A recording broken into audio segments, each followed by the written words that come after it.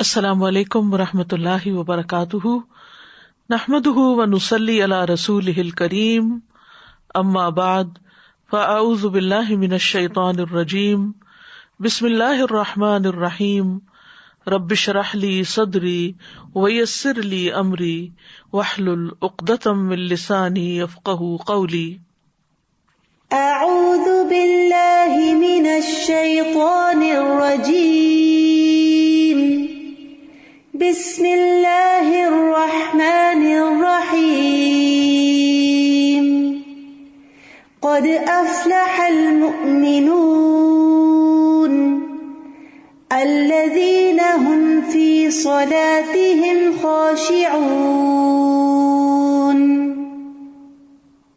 یقیناً کامیاب ہو گئے مومن وہی جو اپنی نماز میں خشوع اختیار کرنے والے ہیں۔ اس دنیا میں انسان طرح طرح کے مسائل میں گھرا ہوا ہے جن کے بارے میں وہ دن رات متفکر رہتا ہے، لیکن حقیقت یہ ہے کہ اس کا سب سے بڑا مسئلہ آخرت میں موت کے بعد کامیابی ہے، لہذا اسے سوچنا چاہیے کہ وہ کامیابی کیسے حاصل کی جائے۔ جس طرح دنیا کی زندگی میں کامیاب ہونے کے لیے کچھ شرائط ہیں، کچھ اصول ہیں، اسی طرح آخرت میں کامیابی کے لیے بھی کچھ اصول ہیں۔ ان میں سے کچھ کا ذکر سورۃ المؤمنون کی ابتدائی آیات میں کر دیا گیا ہے۔ ان اصولوں میں سب سے پہلا اصول ایمان لانے کے بعد نماز میں خشوع پیدا کرنا ہے۔ ان مومنوں کو کامیابی کی ضمانت دی گئی ہے جو اپنی نمازوں میں خشوع پیدا کرتے ہیں۔ ایمان لانے کے بعد پہلا کرنے کا کام نماز کو صحیح طریقے پر ظاہراً اور باطناً عمدگی کے ساتھ ادا کرنا ہے۔ تو آج ہم اس موضوع پر گفتگو کریں گے، اور اس گفتگو سے پہلے ہم ایمان کے بارے میں بات کریں گے، کیونکہ نماز میں خشوع بھی اسی وقت فائدہ دے گا جب ایمان درست ہوگا۔ تو سورۃ المؤمنون کی پہلی اور دوسری آیت میں فرمایا، قد افلح المؤمنون الذین هم فی صلاتهم خاشعون، یقیناً کامیاب ہو گئے مومن وہی مومن جو اپنی نماز میں خشوع اختیار کرتے ہیں۔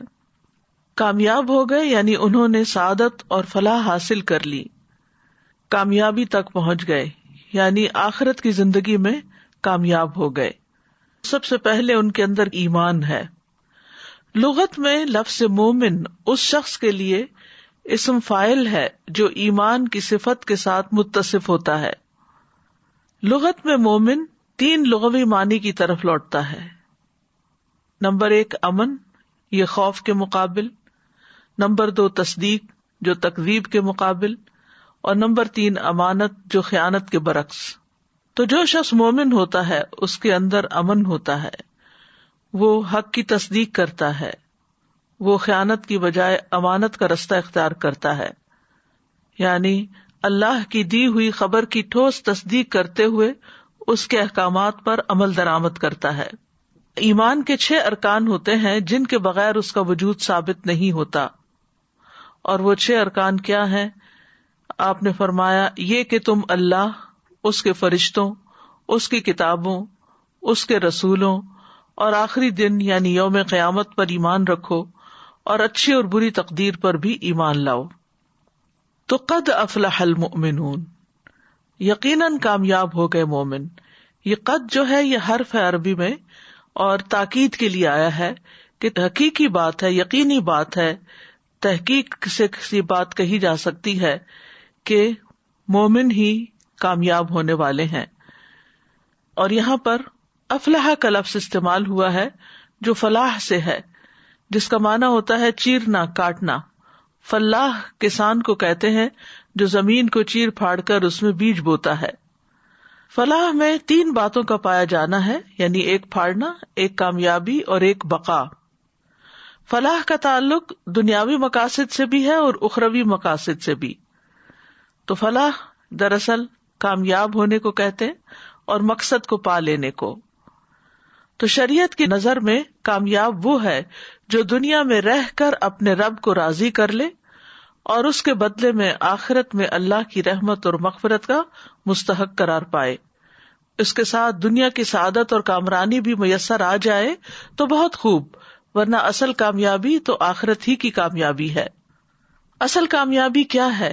سورۃ آل عمران میں اللہ تعالیٰ فرماتے ہیں فَمَنْ زُحْزِحَ عَنِ النَّارِ وَأُدْخِلَ الْجَنَّةَ فَقَدْ فَازَ وَمَا الْحَيَاةُ الدُّنْيَا إِلَّا مَتَاعُ الْغُرُورِ۔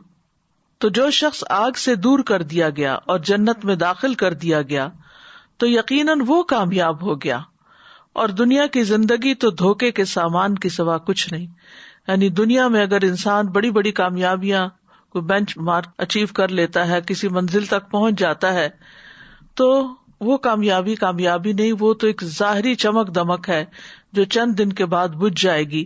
حقیقی اور پائیدار اور اصل اور ہمیشہ کی رہنے والی کامیابی تو آخرت ہی کی کامیابی ہے، اور وہ کامیابی ہے کہ انسان جہنم سے بچا لیا جائے اور جنت میں داخل کر دیا جائے۔ نبی صلی اللہ علیہ وسلم نے فرمایا، اللہ تبارک و تعالیٰ نے جنت کو پیدا کیا جس کی ایک اینٹ سونے کی تھی، ایک اینٹ چاندی کی تھی اور گارا کستوری کا تھا۔ پھر اللہ تعالیٰ نے اسے کہا کلام کر، اس نے کہا قد افلح المؤمنون، کہ یقیناً فلاح پا گئے مومن۔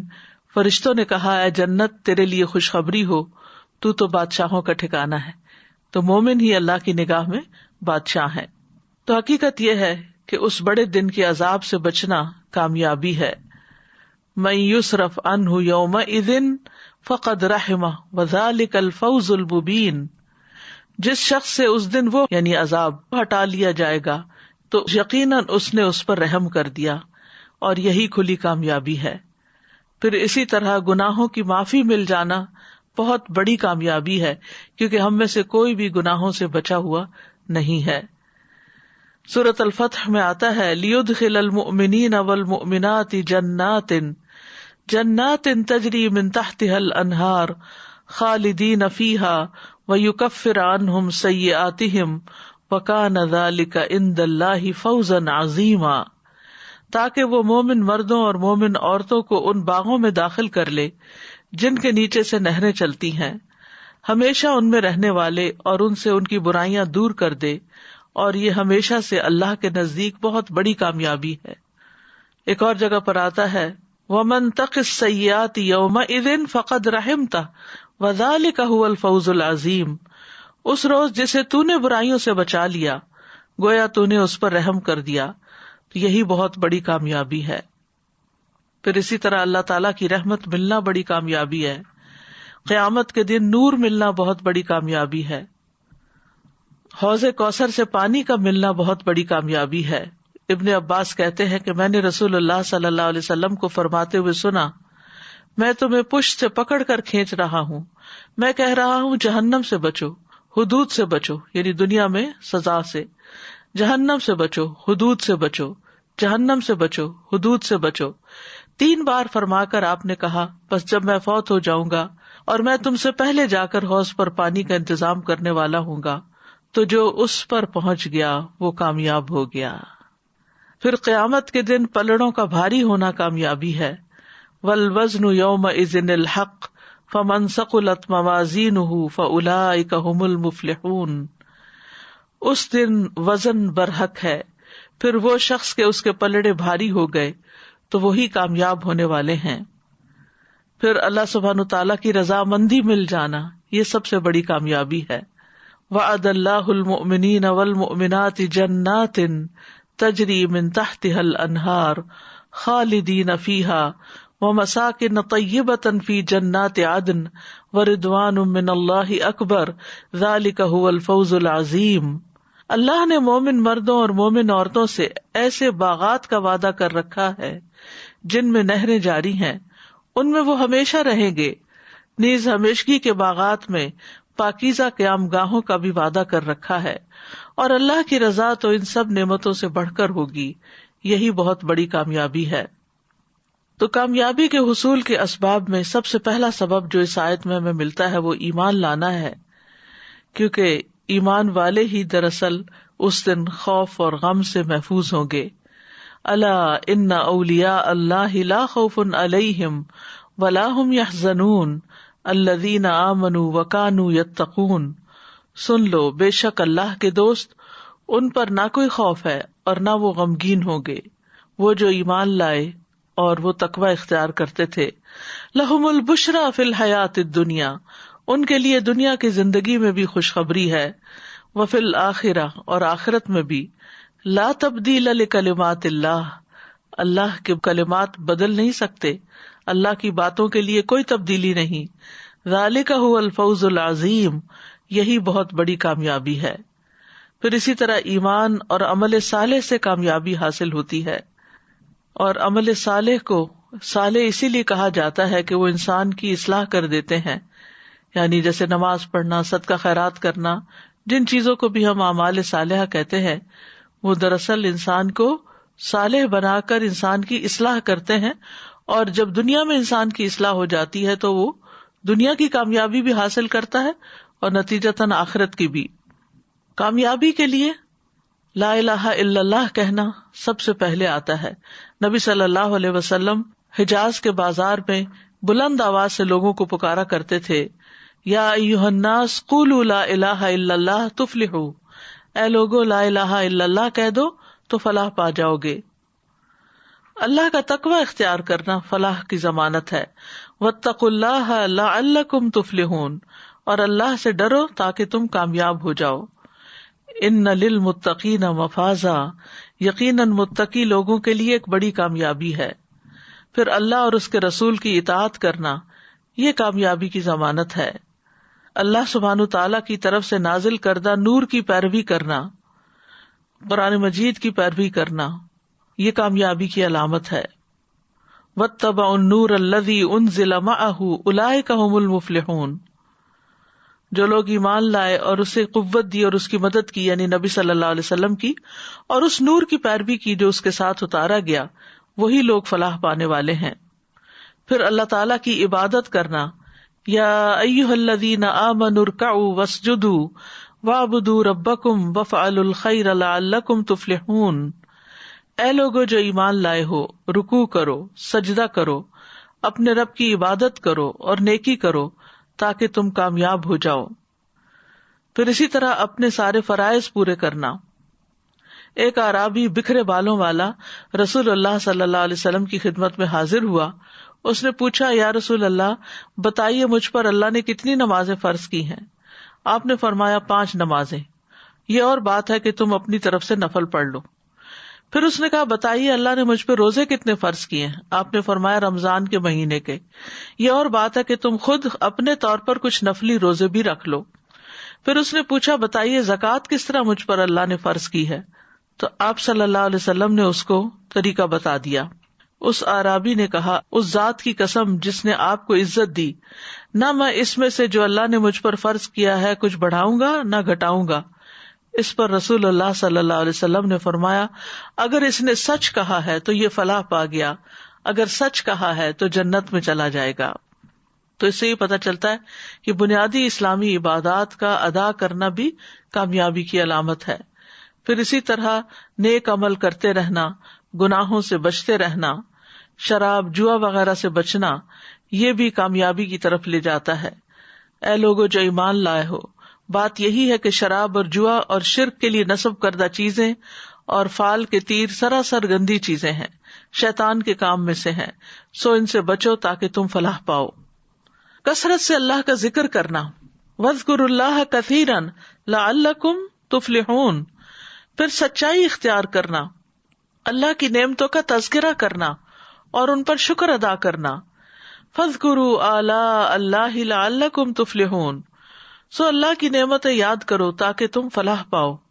پھر قناعت اختیار کرنا، یعنی جو اللہ نے دیا اس پر راضی رہنا۔ توبہ کرنا، سورۃ نور میں آتا ہے، وَتُوبُوا إِلَى اللَّهِ جَمِيعًا أَيُّهَا الْمُؤْمِنُونَ لَعَلَّكُمْ تُفْلِحُونَ، اور تم سب اللہ کی طرف توبہ کرو اے مومنو تاکہ تم کامیاب ہو جاؤ۔ پھر تزکیہ نفس کرنا، قد افلح من زکاہا، یقیناً کامیاب ہو گیا وہ جس نے اس کو پاک کر لیا۔ اللہ کے راستے میں جد و جہد کرنا، یا ایھا الذین آمنوا اتقوا اللہ وابتغوا الیہ الوسیلہ وجاہدوا فی سبیلہ لعلکم تفلحون، اے لوگو جو ایمان لائے ہو، اللہ سے ڈرو اور اس کی طرف قرب تلاش کرو اور اس کے راستے میں جہاد کرو تاکہ تم کامیاب ہو جاؤ۔ پھر یہ کہ جان و مال اللہ کے راستے میں لگانا۔ الذین آمنوا وہاجروا وجاہدوا فی سبیل اللہ بِأَمْوَالِهِمْ وَأَنفُسِهِمْ أَعْظَمُ دَرَجَةً عِندَ اللَّهِ وَأُولَٰئِكَ هُمُ الْفَائِزُونَ، جو لوگ ایمان لائے اور انہوں نے ہجرت کی اور اللہ کے راستے میں اپنے مالوں اور اپنی جانوں کے ساتھ جہاد کیا، اللہ کے ہاں درجے میں زیادہ بڑے ہیں اور وہی لوگ کامیاب ہیں۔ پھر بخل سے بچنا، وَمَن يُوقَ شُحَّ نَفْسِهِ فَأُولَٰئِكَ هُمُ الْمُفْلِحُونَ، اور جو دل کی تنگی سے بچا لیا گیا تو وہ دراصل کامیاب ہوا۔ پھر امر بالمعروف اور نہی عن المنکر کرنا، پھر مصائب اور مشکلات پر صبر کرنا، یہ سب کامیابی کی طرف لے جاتے ہیں۔ پھر لوگوں کے حقوق ادا کرنا، فرمایا فآت ذی القربى حقہ والمسکین وابن السبیل ذلک خیر للذین یریدون وجہ اللہ واولئک ھم المفلحون، پس قرابت والے کو اس کا حق دو اور مسکین کو اور مسافر کو، یہ ان لوگوں کے لیے بہتر ہے جو اللہ کا چہرہ چاہتے ہیں اور وہی فلاح پانے والے ہیں۔ اسی طرح کامیابی کے راستے میں کچھ رکاوٹیں بھی ہیں، جیسے کفر کرنا، شرک کرنا، آخرت پر ایمان نہ لانا، آخرت کے دن سے غافل ہو جانا، کنارے پہ رہ کے اللہ کی عبادت کرنا۔ وَمِنَ النَّاسِ مَن يَعْبُدُ اللَّهَ عَلَى حَرْفٍ فَإِنْ أَصَابَهُ خَيْرٌ اطْمَأَنَّ بِهِ وَإِنْ أَصَابَتْهُ فِتْنَةٌ انقلب عَلَى وَجْهِهِ خَسِرَ الدُّنْيَا وَالْآخِرَةَ ذَلِكَ هُوَ الْخُسْرَانُ الْمُبِينُ۔ اور لوگوں میں سے کوئی وہ ہے جو اللہ کی عبادت ایک کنارے پر کرتا ہے، پھر اگر اسے کوئی بھلائی پہنچ جائے تو اس کے ساتھ مطمئن ہو جاتا ہے، اور اگر اسے کوئی آزمائش پہنچے تو اپنے منہ پر الٹا پھر جاتا ہے، اس نے دنیا اور آخرت کا نقصان اٹھایا، یہی تو صریح خسارہ ہے۔ پھر اللہ اور اس کے رسول کی نافرمانی کرنا انسان کو نقصان کی طرف لے جاتا ہے۔ شیطان سے دوستی کرنا، فرمایا وَمَن يَتَّخِذِ الشَّيْطَانَ وَلِيًّا مِّن دُونِ اللَّهِ فَقَدْ خَسِرَ خُسْرَانًا مُّبِينًا، اور جو کوئی شیطان کو اللہ کے سوا دوست بنائے گا تو یقیناً اس نے خسارہ اٹھایا، واضح خسارہ۔ پھر ظلم کرنا، قرآن مجید میں آتا ہے اِنَّهُ لَا يُفْلِحُ الظَّالِمُونَ، بے شک حقیقت یہ ہے کہ ظالم لوگ فلاح نہیں پاتے، کامیاب نہیں ہو سکتے۔ تو قد افلح المؤمنون الذین هم فی صلاتهم خاشعون، تو سورۃ المؤمنون میں مومنون کی فلاح کی بات کرتے ہوئے ان کی صفت بتائی گئی کہ وہ اپنی نمازوں میں خشوع اختیار کرتے ہیں۔ خشوع کرنے والوں کے لیے دراصل کامیابی ہے۔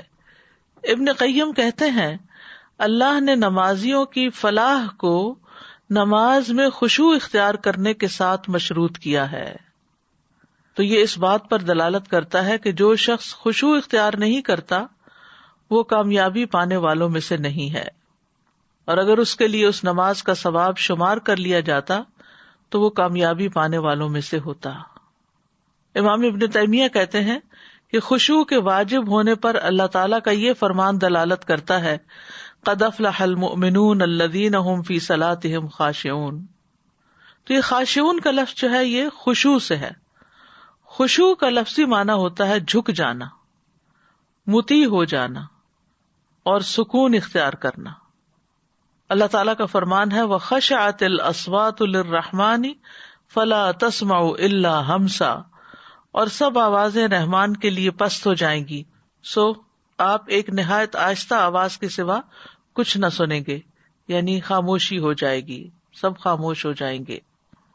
تو خشعت کا مطلب یہاں کیا ہے؟ پستی، جھک جائیں گی، دب جائیں گی۔ اور اصطلاح میں خشوع کہتے ہیں کہ دل اپنے رب کے سامنے فرما برداری اور ذلت کے ساتھ جھک جائے، یعنی اللہ کے سامنے دل جھک جائے۔ جب اللہ کے سامنے کھڑے ہوں نماز کی حالت میں تو دل عاجزی کے ساتھ ذلت کے ساتھ جھک جائے۔ ابن رجب حنبلی کہتے ہیں خشوع کا اصل معنی ہے دل کا نرم پڑنا۔ خشوع کا معنی کیا ہے؟ دل کا نرم پڑنا، اور اس میں رقت پیدا ہو جانا، اس میں سکون آ جانا، اس کا فرما بردار ہو جانا، عاجز ہو جانا اور اس کا تڑپنا۔ تو نماز کی حالت میں دل کا یہ حال ہونا چاہیے کہ دل نرم پڑ جائے، جھک جائے، اس میں رقت ہو جائے، وہ ٹھہر جائے، اللہ کی فرما برداری کی بات سوچے اور عاجزی اختیار کرے اور اللہ کے لیے تڑپے۔ تو جب دل خشوع اختیار کرتا تو سارے اعضاء بھی اس کے تابع ہو جاتے ہیں اور وہ بھی عاجز ہو جاتے ہیں. تو نماز اور نماز کے علاوہ باہر بھی ہمیں خشوع مطلوب ہے، لیکن نماز میں خشوع اختیار کرنا نماز سے باہر خشوع اختیار کرنے سے زیادہ اہم ہے، کیونکہ نماز کی حالت میں انسان اللہ کے سامنے کھڑا ہوتا ہے. یاد رکھیے، خشوع دل کی عبادت ہے جس کے اثرات انسان کے ظاہری اعضاء پر ظاہر ہوتے ہیں. تو نماز کے دوران خشوع اختیار کرنے والا مومن نماز کو اس کی شرائط، اس کے ارکان، اس کے واجبات اور اس کے مستحبات کے ساتھ قائم کرنے کی حرص رکھتا ہے. وہ اس بات کی خواہش رکھتا ہے کہ اس کا دل اور ذہن اپنے رب کی طرف متوجہ ہو، اور جو کچھ وہ پڑھ رہا ہے یا سن رہا ہے اس کو خوب یاد رکھنے والا ہو. اس طرح وہ نماز کے بعد بھی نماز سے فائدہ حاصل کرنے والا بن جائے گا. پھر نماز میں خشوع یہ ہے کہ بندے کا دل اللہ تعالیٰ کو قریب سمجھتے ہوئے اس کے حضور حاضر ہو، یعنی اس کی ساری توجہ اللہ تعالیٰ کی طرف ہو جائے. اس سے دل کو سکون اور اطمینان حاصل ہوتا ہے. اس کی تمام حرکات ساکن اور غیر اللہ کی طرف اس کا رجحان کم ہو جاتا ہے. وہ اپنے رب کے سامنے نہایت ادب کے ساتھ کھڑا ہوتا ہے. وہ اپنی نماز کے اندر اول سے لے کر آخر تک جو کچھ کرتا ہے اور جو کچھ کہتا ہے پوری توجہ کے ساتھ کہتا ہے. تو اس میں آپ دیکھیے حرکات بھی ساکن ہو گئی، توجہ بھی ہو گئی، ادب بھی ہو گیا، اور اللہ کا قرب بھی محسوس ہوتا ہے، دلوں کو اطمینان بھی نصیب ہوتا ہے. اسی طرح اس کے سارے وسوسے اور غلط سوچیں بھی دور ہوتی ہیں. اور نماز کی روح یہی ہے، یعنی یہی وہ مقصد ہے جو بندے کے لیے لکھ دیا گیا ہے. ابن عمر اس آیت کے بارے میں کہتے ہیں کہ اللہ تعالیٰ کا فرمان ہے الذین هم فی صلاتہم خاشعون، کہ جب لوگ نماز پڑھنے کے لیے کھڑے ہوتے تھے تو وہ اپنی نماز کی طرف متوجہ ہوتے تھے اور اپنی نگاہوں کو سجدے کی جگہ کی طرف جھکا دیتے، یعنی ادھر ادھر دائیں بائیں نہیں دیکھتے تھے بلکہ سر جھکا کر نیچے جہاں سجدہ کرنا ہوتا تھا وہاں پر اپنی نگاہیں رکھتے، اور ان کو یقین ہوتا تھا کہ اللہ ان کی طرف متوجہ ہے، تو وہ دائیں بائیں نہیں دیکھتے تھے. جس کو یہ یقین ہو جائے کہ اللہ تعالیٰ اس کی طرف متوجہ ہے تو پھر وہ اللہ کو چھوڑ کر ادھر ادھر نہیں ہو سکتا. لیکن شیطان یہی بات تو بھلوا دیتا ہے، کیونکہ جب تک انسان اللہ کی طرف متوجہ ہوتا ہے اللہ تعالیٰ بھی بندے کی طرف متوجہ ہوتا ہے، اور جب بندہ پھر جاتا ہے تو پھر اللہ تعالیٰ بھی اس سے منہ موڑ لیتے ہیں. اسی طرح یہ بات یاد رہے کہ خشوع سے مراد رونا نہیں ہے. یعنی بعض لوگ سمجھتے ہیں کہ نماز میں خشوع سے مراد رونا دھونا ہے. ٹھیک ہے، اللہ کے ڈر سے رونا آ جائے تو کوئی حرج نہیں. خشوع میں دل متوجہ ہوتا ہے، اعضاء پرسکون ہوتے ہیں. یہ نہیں کہ ہل جل، کبھی پاؤں کی ایڑیاں اٹھا رہے ہیں، کبھی جسم میں کوئی خراش کر رہے ہیں، کبھی دوپٹہ ٹھیک کر رہے ہیں، کبھی آگے پیچھے ہو رہے ہیں. بعض لوگ ہل ہل کے نماز پڑھ رہے ہوتے ہیں، تلاوت بھی کر رہے ہوتے ہیں اور ساتھ ہل رہے ہوتے ہیں، آگے پیچھے کو ہل رہے ہوتے ہیں. تو یہ جائز نہیں ہے. نماز میں اگر آپ قرات کریں، آپ حافظ ہیں یا نہیں بھی، تو جتنی بھی قرات کریں سکون کے ساتھ کریں. یعنی اصل خشوع کیا ہے؟ سکون، اور پھر دل کا اللہ کی طرف متوجہ ہو جانا، اور اس بات کا ذہن میں یقین رکھنا کہ ہم اللہ کے سامنے کھڑے ہیں، اپنے رب سے سرگوشیاں کر رہے ہیں. نماز خشوع کے بغیر ایسی ہے جیسے روح کے بغیر جسم ہو. تو خشوع دل میں بھی ہوتا ہے اور اعضاء میں بھی ہوتا ہے، یعنی دل بھی اللہ کی طرف حاضر ہو اور اعضاء بھی اپنی جگہ پر ساکت ہو، اور اپنی حرکات و سکنات میں، اپنے رکوع اور سجود میں، اپنے قیام اور قعود میں نبی صلی اللہ علیہ وسلم کے طریقے کی اتباع کی جائے، اور شدید حرص ہو اس بات کی کہ بلا ضرورت حرکت نہ کی جائے. بلا ضرورت حرکت نہ کی جائے، یہ بہت اہم ہے. تو جب یہ بات آ جاتی ہے کہ سارا نبی صلی اللہ علیہ وسلم کے طریقے پر ہی اٹھنا بیٹھنا ہو، تو پھر اس سے یہ پتہ چلتا ہے کہ خشوع میں سنت کے مطابق نماز پڑھنا بھی آ جاتا ہے. عمر رضی اللہ عنہ جب کسی آدمی کو دیکھتے کہ وہ نماز میں اپنی گردن نیچے جھکا رہا ہے تو آپ اس کی گردن پر کوڑا مارتے اور اسے کہتے افسوس تجھ پر، خشوع تو دل میں ہوتا ہے. یعنی بہت زیادہ سر جھکا کے کھڑے ہو جانا، یعنی ایک تو نا نگاہوں کا جھکا ہونا، گردن سیدھی ہے لیکن نگاہیں جھکی ہوئی ہیں، اور ایک یہ ہے کہ سر جھکا لینا کھڑے ہو کر. تو وہ کہتے کہ خشوع دل میں ہے. اور سعید بن مسیب نے ایک آدمی کو دیکھا، وہ اپنی نماز میں اپنی داڑھی سے کھیل رہا تھا. یعنی بالوں کے خارش وارش کر رہا تھا. تو انہوں نے کہا اگر اس کے دل میں خشوع ہوتا تو اس کے اعضاء میں بھی ہوتا, پھر اس کے ہاتھ بھی ایک جگہ ساکت ہوتے. خشوع کی ہمارے دین میں بہت اہمیت ہے. قرآن مجید میں خاشعین کی تعریف کی گئی ہے. سورۃ الانبیاء میں انبیاء کی صفت بتائی گئی. وَيَدْعُونَنَا رَغَبًا وَرَهَبًا وَكَانُوا لَنَا خَاشِعِينَ, اور وہ ہمیں رغبت اور خوف سے پکارتے تھے, یعنی پیغمبر, حالانکہ وہ اللہ کے چنے ہوئے نیک بندے تھے, معصوم بندے, لیکن پھر بھی ان کے اندر ڈر تھا اللہ کا, اور وہ ہمارے ہی لیے عاجزی کرنے والے تھے. سورۃ بنی اسرائیل میں آتا ہے وَيَخِرُّونَ لِلْأَذْقَانِ يَبْكُونَ وَيَزِيدُهُمْ خُشُوعًا, وہ ٹھوڑیوں کے بل گر جاتے ہیں, روتے ہیں, اور وہ قرآن انہیں عاجزی میں زیادہ کر دیتا ہے. خشوع کرنے والوں پہ نماز بھاری نہیں ہوتی کیونکہ ان کا دل نماز میں لگا ہوا ہوتا ہے. وَاسْتَعِينُوا بِالصَّبْرِ وَالصَّلَاةِ وَإِنَّهَا لَكَبِيرَةٌ إِلَّا عَلَى الْخَاشِعِينَ, اور صبر اور نماز کے ساتھ مدد طلب کرو, اور بلا شبہ وہ یقیناً بہت بڑی ہے, بہت بھاری ہے, مگر خشوع کرنے والوں پر نہیں. خشوع ایمان لانے کی علامت ہے. الم یأن للذین آمنوا ان تخشع قلوبهم لذکر اللہ وما نزل من الحق, کیا ان لوگوں کے لیے جو ایمان لائے وہ وقت نہیں آیا کہ ان کے دل اللہ کی یاد کے لیے اور اس حق کے لیے جھک جائیں جو نازل ہوا. پھر یہ کہ خشوع کرنے والے سے اللہ کا وعدہ بھی ہے. رسول اللہ صلی اللہ علیہ وسلم نے فرمایا اللہ تعالیٰ نے 5 نمازیں فرض کی ہیں, جو ان کے لیے اچھی طرح وضو کرے گا اور انہیں ان کے وقت پر ادا کرے گا, اور ان کے رکوع پوری طرح ادا کرے, اور ان میں خشوع کا خیال رکھے, تو اس کے لیے اللہ کا وعدہ ہے کہ اللہ تعالیٰ اس کی مغفرت فرمائے گا. اور جو ایسا نہیں کرے گا اس کے لیے اللہ کا کوئی وعدہ نہیں ہے, اگر چاہے تو اسے بخش دے اور چاہے تو عذاب دے. اللہ تعالیٰ ہمیں بخش دے. پھر نماز کے حسن اور خوبصورتی کے لحاظ سے اس کا اجر ہوتا ہے, یعنی خشوع نماز کو خوبصورت بناتا ہے, لہذا جیسا خشوع ہوگا ویسا ہی اجر ہوگا. عمار بن یاسر کہتے ہیں میں نے رسول اللہ صلی اللہ علیہ وسلم کو فرماتے ہوئے سنا کہ آدمی نماز پڑھ کر اس حال میں لوٹتا ہے کہ کبھی اس کے لیے اس نماز کا 10واں حصہ, 9واں حصہ, 8واں حصہ, 7واں حصہ, 6واں حصہ, 5واں حصہ, 4تھا حصہ, 1/3 حصہ یا آدھا حصہ اجر لکھ لیا جاتا ہے. یعنی کسی کو بہت تھوڑا ملتا ہے اور کسی کو زیادہ. حضور قلبی سے پڑھی گئی نماز کا بدلہ جنت ہے. آپ نے فرمایا جو شخص اچھی طرح وضو کرے پھر 2 رکعت ادا کرے جس میں اپنے دل اور اپنے چہرے کو پوری طرح متوجہ رکھے تو ایسے شخص کے لیے جنت واجب ہو جائے گی. لیکن آپ صلی اللہ علیہ وسلم نے اس بات سے بھی خبردار کیا کہ سب سے پہلے خشوع ہی اٹھے گا امت سے. نبی صلی اللہ علیہ وسلم نے فرمایا سب سے پہلی چیز جو امت سے اٹھائی جائے گی وہ خشوع ہے. وہ زمانہ بھی آئے گا کہ تمہیں ان میں ایک بھی خشوع کرنے والا آدمی نظر نہ آئے گا. یعنی آپ رائٹ لیفٹ دیکھیں نمازیوں کو, کسی کے اندر خشوع نہیں ہوگا. اللہ سبحانہ وتعالی ہمیں اس سے محروم نہ کرے. شیطان دراصل نماز میں حائل ہو کر خشوع ختم کر دیتا ہے.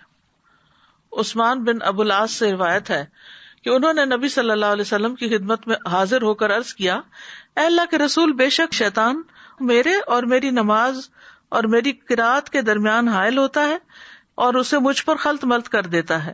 تو آپ نے فرمایا یہ وہ شیطان ہے جسے خنزب کہا جاتا ہے. جب تم ایسی بات محسوس کرو تو اللہ کی پناہ لے لیا کرو اور اپنے بائیں جانب 3 مرتبہ تھوک دیا کرو, یعنی تھتکار دیا کرو. کہتے ہیں پس میں نے ایسے ہی کیا تو اللہ سبحانہ تعالیٰ نے مجھ سے یہ تکلیف دور کر دی. شیطان دراصل وسوسوں اور خیالات میں الجھا کر دنیا کی باتیں پریشانیاں یاد دلا کر نماز کو خراب کرتا ہے. ابن قیم کہتے ہیں کہ بغیر خشوع اور توجہ کے نماز ایسے جسم کی مانند ہے جو جسم مردہ ہو اور اس میں روح نہ ہو. کیا بندے کو اس بات سے حیا نہیں آتی کہ وہ اپنے جیسی مخلوق کو مردہ غلام یا مردہ لونڈی کا تحفہ دے؟ تو اس بندے کے بارے میں کیا خیال ہے جو کسی بادشاہ یا کسی امیر وغیرہ کو ایسا تحفہ دینے کا ارادہ کرے؟ تو وہ نماز جو خشوع اور توجہ سے خالی ہوتی ہے وہ اسی کے برابر ہے, مردہ کے برابر ہے, اور اللہ کے حضور ہم ایک مردہ بھیج رہے ہوتے ہیں. پھر اسی طرح یہ ہے کہ جتنا جتنا دل سمجھ کر ادا کرتا ہے نماز کو اتنا ہی ثواب ملتا ہے. بعض لوگ کہتے ہیں کہ 2 آدمی نماز میں ہوتے ہیں اور دونوں میں ایسے فرق ہوتا ہے جیسے زمین اور آسمان کا. ایک خشوع سے پڑھ رہا ہوتا ہے وہی نماز اسی امام کے پیچھے، اور دوسرا بالکل بے توجہی سے. ابن قیم کہتے ہیں کہ نماز میں لوگوں کے مختلف درجات ہوتے ہیں. نمبر 1، نماز کے ارکان اور واجبات میں کوتاہی کرنے والا، یعنی وہ چیزیں جس کے بغیر نماز ہوتی نہیں لیکن وہ اس کی وہ پوری نہیں. ایسا شخص جو اپنی جان پر ظلم کر رہا ہوتا ہے اور نماز میں کوتاہی کرنے والا ہے، اور یہ وہ شخص ہے جو وضو میں اور نماز کے اوقات اور اس کی حدود اور ارکان میں کمی کرتا ہے، یعنی ڈھنگ سے وضو نہیں کرتا، کچھ حصہ خشک رہ جاتا ہے یا پرواہ نہیں کرتا کہ وضو ہے یا نہیں. نمبر 2، نماز کے ظاہری ارکان کی حفاظت کرنے والا. دوسرا وہ شخص ہے جو نماز کے اوقات کی اور اس کی حدود کی اور اس کے ظاہری ارکان کی اور وضو کی حفاظت کرتا ہے، لیکن وہ اپنے نفس میں آنے والے وسوسوں کے ساتھ جہاد کرنے کو ضائع کر دیتا ہے، یعنی اپنے نفس کے ساتھ جو ہے وہ نہیں پوری طرح قابو پا سکتا، تو وہ سوچوں اور وسوسوں میں کھو جاتا ہے. یعنی بعض لوگ وضو پرفیکٹ کریں گے، ان کے سارے جو ریچولز ہیں نماز کے پورے پورے ادا کریں گے، لیکن دل ان کا الجھا ہوا ہوگا ادھر ادھر دنیا کی باتوں میں. نمبر 3، نماز کے ارکان کی حفاظت کے ساتھ نفس کے ساتھ جہاد کرنے والا. تیسرا شخص جو اپنی نماز کی حدود اور اس کے ارکان کی حفاظت کرتا ہے اور وسوسوں اور سوچوں کو دور کرنے میں اپنے نفس کے ساتھ جہاد کرتا ہے، تو وہ اپنے دشمن کے ساتھ جہاد کرنے میں مشغول ہوتا ہے تاکہ اس کا دشمن اس کی نماز کو چوری نہ کر لے. تو وہ نماز بھی ادا کر رہا ہے اور جہاد بھی کر رہا ہے. نمبر 4، نماز میں انتہائی مستغرق ہونا، ڈوبا ہوا ہونا نماز میں. یہ ایسا شخص ہوتا ہے جو نماز کے حقوق اور اس کے ارکان اور اس کی حدود کو مکمل کرتا ہے. اس کا دل نماز کی حدود کی حفاظت کرنے میں غرق ہوتا ہے تاکہ وہ نماز سے کسی چیز کو ضائع نہ کر دے، یعنی اس کے ارکان بھی پورے ہوتے ہیں اور دل کی حفاظت بھی کر رہا ہوتا ہے. بلکہ اس کا پورا ارادہ یہ ہوتا ہے کہ وہ نماز کو اسی طرح قائم کرے جیسے کہ اس کو قائم کرنی چاہیے اور اس کی تکمیل کرے. تو اس کا دل نماز کو قائم کرنے میں اور رب تبارک و تعالیٰ کی عبودیت میں مصروف اور مشغول ہوتا ہے.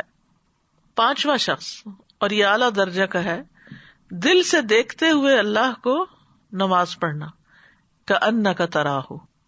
یہ وہ شخص ہے کہ جب وہ نماز کے لیے کھڑا ہوتا ہے تو وہ اس چوتھے شخص کی طرح ہی کھڑا ہوتا ہے، لیکن اس کے ساتھ ساتھ وہ اپنے دل کو پکڑ کر اپنے رب عز و جل کے سامنے رکھ دیتا ہے اور وہ اپنے دل سے اپنے رب کو دیکھ رہا ہوتا ہے.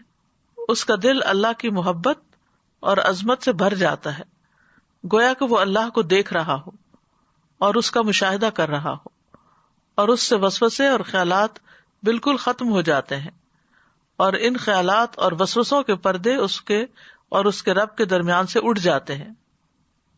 بس یہ آدمی نماز کے لحاظ سے دیگر لوگوں سے اتنا افضل اور عظیم ہے جیسا کہ آسمان اور زمین میں فرق ہے. یہ اس وجہ سے ہے کہ یہ شخص نماز میں اپنے رب عز و جل کے ساتھ مصروف ہوتا ہے. اب وہ ان کا انجام بھی بتاتے ہیں.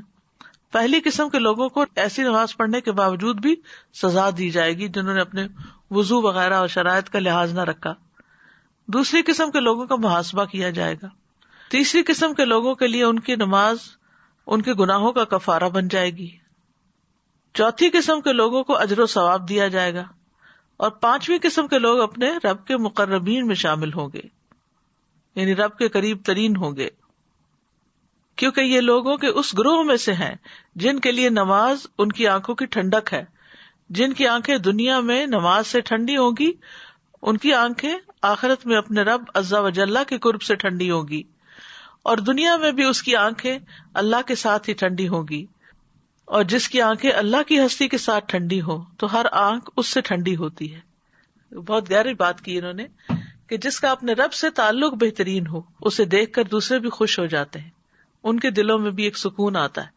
یعنی جو اپنے رب کے ساتھ پرسکون ہوتا ہے پھر لوگوں کے لیے بھی سکون کا باعث ہے. اور جس کی آنکھیں اللہ کی ذات کے ساتھ ٹھنڈی نہ ہو تو اس کا نفس دنیا کے غموں میں ٹکڑے ٹکڑے ہو جاتا ہے. اب ہے خشوع کے کچھ فائدے. نماز میں خشوع فلاح کی طرف رہنمائی کرتا ہے. خشوع اللہ عز و جل کے ڈر اور خوف کا وارث بنا دیتا ہے. یہ ایمان اور حسن اسلام کے مظاہر میں سے ایک ہے. یہ انسان کی اصلاح اور اس کی استقامت کی دلیل ہے. یہ اللہ کی عبودیت کا اعلان ہے اور اللہ کے سوا کو چھوڑ دینا ہے.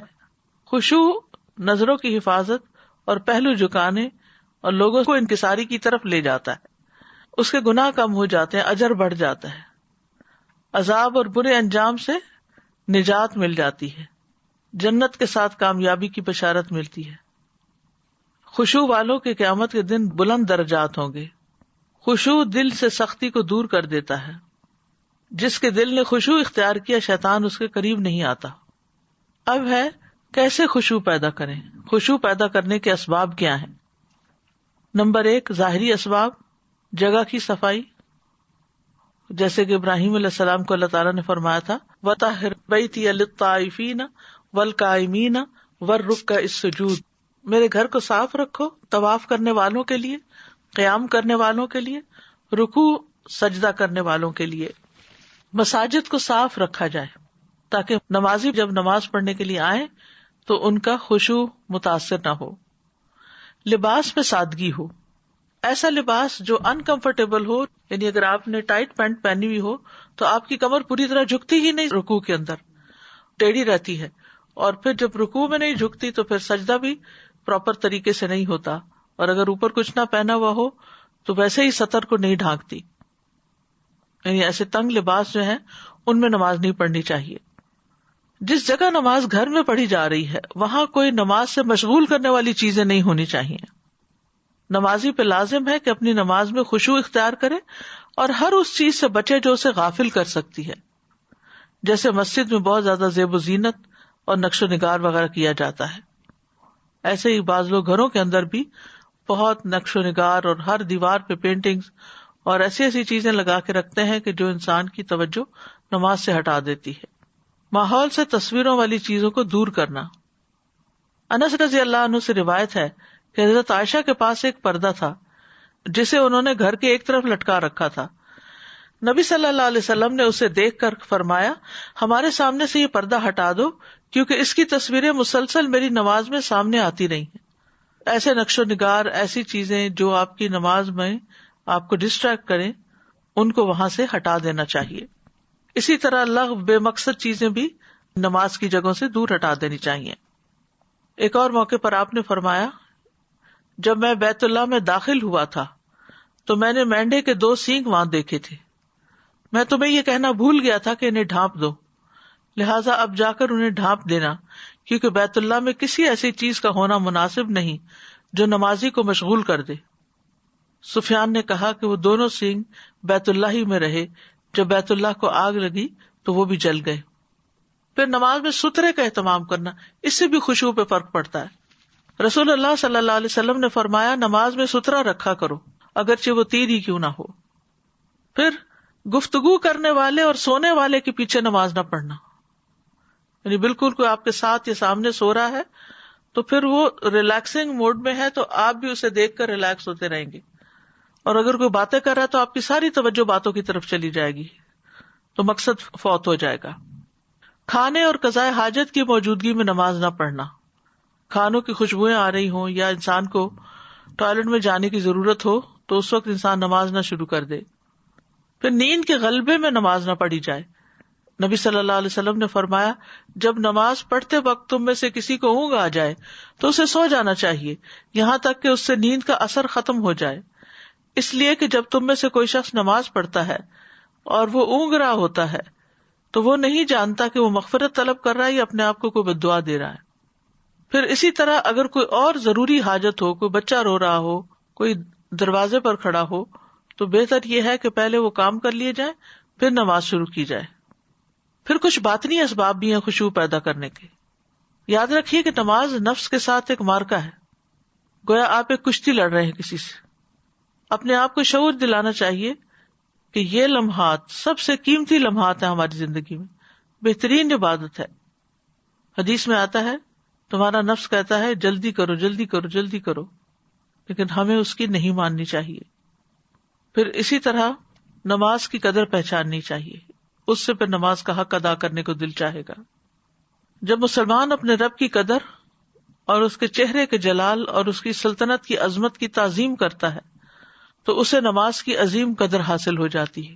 یعنی جب انسان اپنے رب کی قدر کرتا ہے، اپنے رب کی عظمت کو پہچانتا ہے، تو پھر جب اس کے سامنے اس احساس کے ساتھ جھکتا ہے تو واقعی نماز میں روح آ جاتی ہے. پھر یہ کہ نماز کے لیے تیاری کرنی چاہیے. جب اذان ہو جائے تو اس کے بعد نماز ہی کے کاموں کے لیے مشغول ہو، وضو کرے، جگہ بنائے اور اللہ کی طرف متوجہ ہو جائے. کیونکہ اگر آپ ہنسی مذاق کرتے ہوئے نماز کی طرف آئیں گے تو آپ صحیح طور پر پھر خشوع کا حق ادا نہیں کر سکتے. پھر نماز کی حکمتوں کو سمجھا جائے، نماز کا ترجمہ آنا چاہیے. پھر ایک ایک سٹیپ پر اس کی حکمت پر غور کریں. مثلا تکبیر تحریمہ کہتے ہیں اللہ اکبر، کہ آپ اللہ کی بڑائی بیان کر رہے ہیں. وسع کرسیہ السماوات والارض، اس کی کرسی آسمان اور زمین کو سمائے ہوئے، آپ بہت بڑے رب کے آگے جھکے ہیں. پھر دعا استفتاح، اس میں بھی اللہ تعالیٰ کی تعریف کرتے ہیں آپ. پھر رکوع، پشت اور چہرے کو اللہ کے لیے جھکانے کے ساتھ ساتھ عاجزی کا اظہار بھی ہوتا ہے. پھر سجدہ کرنا، اور سجدے میں تسبیحات کے علاوہ چونکہ دعائیں قبول ہوتی ہیں اس لیے زیادہ سے زیادہ دعائیں مانگ لینا. پھر اپنے نفس کو بار بار آہستگی کی طرف لانا، تیز نماز نہ پڑھنا. پھر ہے اپنے نفس کو یاد دلانا کہ وہ اپنے رب کے سامنے کھڑا ہے. پھر یہ کہ اللہ سے ملاقات کا احساس اپنے اندر زندہ کرنا. پھر یہ کہ اللہ کی قدرت کو سوچنا. پھر اسی طرح اللہ کی عظمت کے بارے میں سوچنا، دل کو دنیا کے خیالات سے خالی کر دینا، دنیا کے حقیر پن کے بارے میں سوچنا، اپنی موت کو یاد رکھنا. پھر رب کی معرفت حاصل کرنا، کیونکہ نماز رب کے ساتھ مناجات ہے. نمازی اپنے رب سے سرگوشیاں کرتا ہے، اس کے لیے عمدگی سے پڑھنا زیادہ اچھا ہوتا ہے. پھر قرآنی آیات اور دعاؤں کو تدبر سے پڑھنا، ہر آیت پر رکنا، قرآن کو ٹھہر ٹھہر کر پڑھنا اور آواز کو خوبصورت بنانا. یہ ساری چیزیں خشوع پیدا کرنے کے لیے ہیں. قرآنی آیات کے مطابق ان کا جواب بھی دینا. پھر اطمینان اور سکون سے ہر رکن ادا کرنا، نگاہیں سجدے کی جگہ پر رکھنا، نماز میں ادھر ادھر دیکھنے سے بچنا، آنکھیں بند کر کے نماز نہ پڑھنا. کچھ لوگوں کا طریقہ یہ ہوتا ہے کہ نماز پہ کھڑے ہوتے ہیں تو ساتھ ہی آنکھیں بند کر لیتے ہیں، اور جب نماز میں آنکھیں بند کرتے ہیں تو پھر کیا ہوتا ہے، نیند ہی آتی یا سستی آ جاتی. پھر دوران نماز سجدے کی جگہ سے چیزوں کو ہٹانا نہیں، ہاتھ مار کے یا کپڑا ٹھیک نہیں کرنا ہو جائے نماز کا، اپنا دوپٹہ بار بار ٹھیک نہیں کرنا. پھر خشوع کے لیے دعائیں مانگنا، اللہم انی اعوذ بک من قلب لا یخشع ونفس لا تشبع وعلم لا ینفع ودعوۃ لا یستجاب لها. اے اللہ، بے شک میں تجھ سے پناہ مانگتا ہوں ایسے دل سے جو خشوع کرنے والا نہ ہو، ایسے نفس سے جو سیر ہونے والا نہ ہو، اور ایسے علم سے جو نفع دینے والا نہ ہو، اور ایسی دعا سے جو قبول ہونے والی نہ ہو. پھر اللہ سے ڈرنے کی دعا کریں کہ یا اللہ میرے دل میں اپنا خوف بھی پیدا کر دے. اور کرنے کے کاموں میں بہت سی چیزیں بتا دی گئی ہیں، لیکن یاد دہانی کے لیے نماز کو اس کے متعین وقت میں ادا کریں، ارکان، واجبات اور شرائط کا خیال رکھیں. کامیاب مومن بننے کے لیے، جنت میں جانے کے لیے نمازوں میں خشوع پیدا کریں. خشوع کے لیے گھر کے کسی پرسکون ایریا کا انتخاب کریں، اور ہمیشہ یاد رکھیں کہ یہ طریقہ ہے کامیاب ہونے کا. اگر ہم چاہتے ہیں کہ آخرت میں جہنم سے بچ جائیں اور جنت میں چلے جائیں تو لازم ہے کہ پھر خشوع اختیار کریں، کیونکہ قد افلح المؤمنون الذین هم فی صلاتهم خاشعون. وآخر دعوانا ان الحمد للہ رب العالمین. سبحانک اللہم وبحمدک اشہد ان لا الہ الا انت استغفرک واتوب الیک. السلام علیکم ورحمۃ اللہ وبرکاتہ.